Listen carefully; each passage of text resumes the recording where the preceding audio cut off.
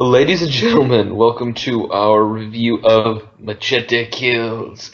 I am your host, Caleb Johnson, and I'm joined here by my co-host, Cameron. Cameron, how are you doing? I'm doing well, Caleb. How are you doing? I'm doing good, Matt. So, I don't really know how to describe this movie. Basically, Danny Trejo is Machete, who is, I guess, working for the government somehow, and he has to stop a nuclear bomb involving weird political Mexican government stuff that I don't really understand and I was confused by. Okay, the plot of this movie is very confusing because it doesn't have much of one. Yeah, it's just But action movie porn. That's what it is. yes, it's action porn. It is 1980. If this movie was in the 80s, everyone would have loved this movie in the Oh 80s yeah. so much. Okay, so Cameron, trying to break this down, what did you think of this movie? It was so bad that it's amazing. Yeah, like the thing is, I think Danny Trejo was actually amazing in this. Oh yeah. Because he just didn't show emotion. That was it. He just walked and just said his lines and didn't show emotion, and it worked. In any other movie, I would have said, "Oh man, Danny Trejo was just stale and stiff. And he didn't do anything." But no, he literally knows his character. And then we had so much weirdness in this movie. Like we had Sofia Vergara in this movie, and her voice didn't sound annoying in this movie at all. I'm starting to think her voice isn't annoying. I am too. I think she plays it up for that shitty show she's on USA. Yeah, that's what happens. On Modern Family, I think she plays it up, and that's why. But other than that, I don't think it's that annoying. Yeah. But no, she had weird like weapons, like a strap on that shot bullets and a bra that shot bullets. It's kind of the most badass weapons ever. We got the chick from Spy Kids who's all grown up and hot now. Oh man, She's extremely hot. we talked about this earlier. We did. It's insane how hot she is. You have Charlie Sheen acting as Emilio or not Emilio Estevez, as Carlos Estevez. I'm sorry, that's his brother from the Breakfast Club. He was in this as Carlos Estevez as President Wrathcock, the cock of wrath, or that wrathful cock, which was hilarious. Where he basically played himself if he was president in this movie. Which he should be president if you think about it. Why not? President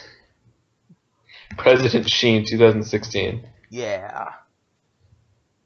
Just don't say things about Jewish people. You know, I guess that would be his first policy. So, basically, the weirdness of this movie is so fucking weird. Literally, just watch it. Don't pay attention to the story. Just watch it. Just If watch you it. try paying attention to the story, you won't understand anything. The first 5 minutes of this movie makes no sense. Yes.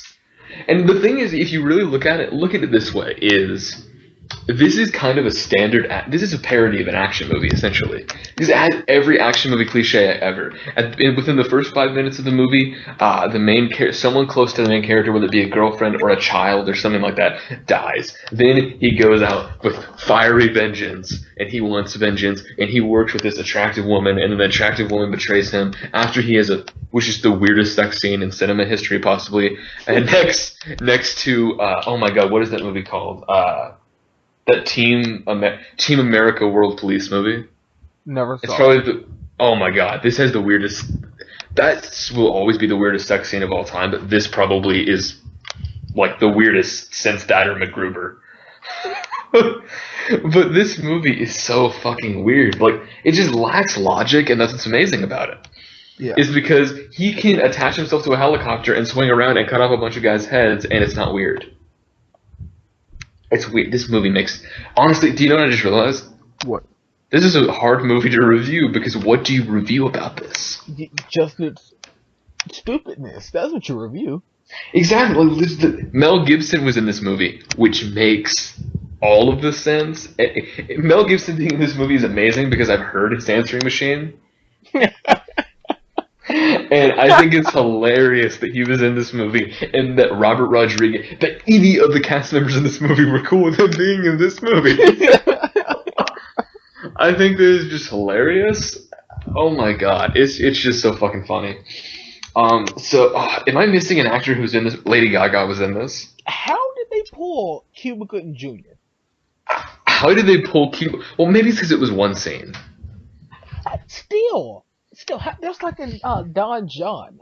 How did they do it? This is the second movie we've reviewed where Cuba Gooding Jr. has a cameo. Like, what did they say? Like, don't worry, you're going to turn into Lady Gaga? And he was like, I'm up for it. I want to turn into Lady Gaga in real life.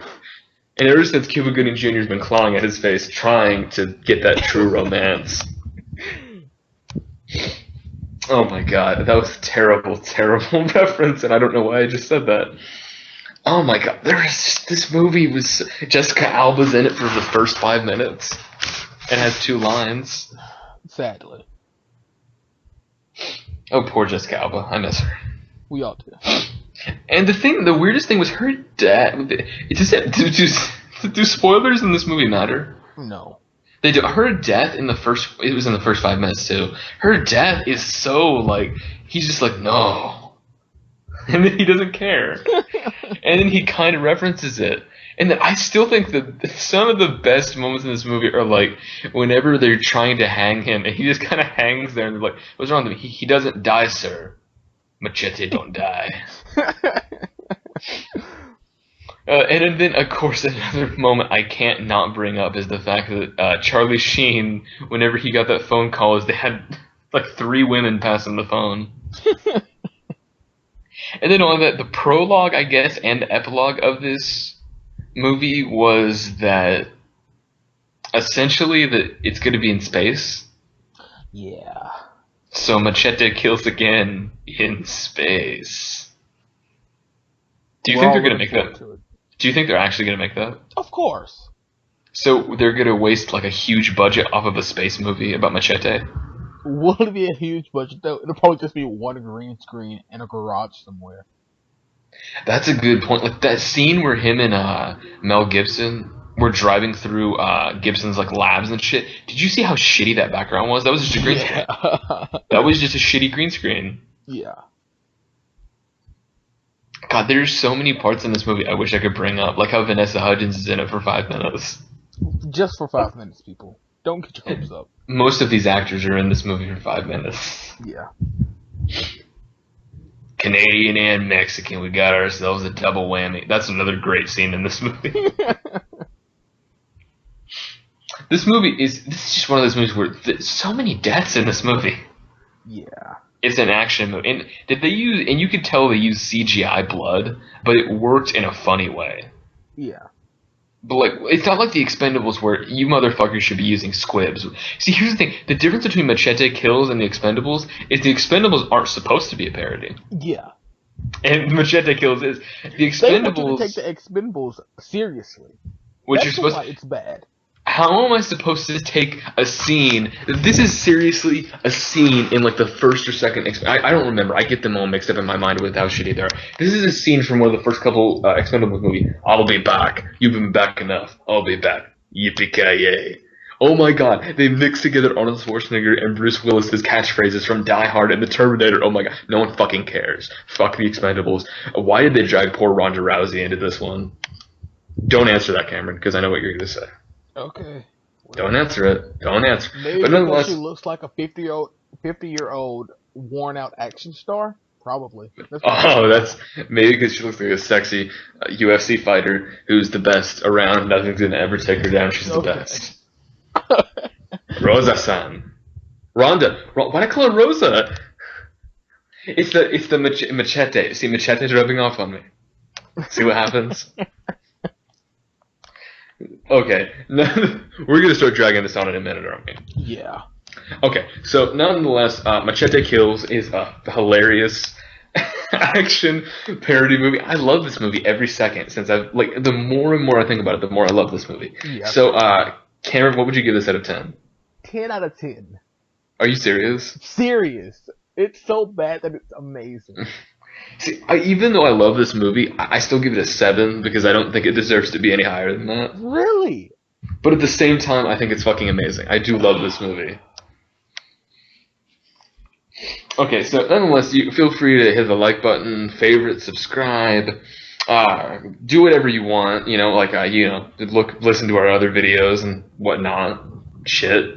We made a kind of half-assed Pain and Gain review earlier this week, which we will both admit we did on really tired and kind of sucked. Yeah.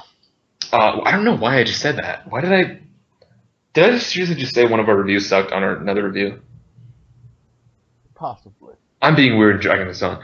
Okay, but like I said, put whatever you want in the comment section. If you want to say we're assholes, if you want to say we're amazing, if you want to say this movie was amazing, if you want to say this movie sucked and we were wrong for understanding, you didn't understand what this movie was, and you thought it was supposed to be taken seriously, which means you're stupid. If you thought this was supposed to be taken seriously, this is a fucking comedy. This is a comedy movie. It's comedy. It's a parody movie. Oh, but yeah, put whatever the fuck you want in the comments. I'm not gonna get rid of it unless it's too mean. He won't. I will. No. But nonetheless, everybody, I'm Caleb. I'm Cameron. In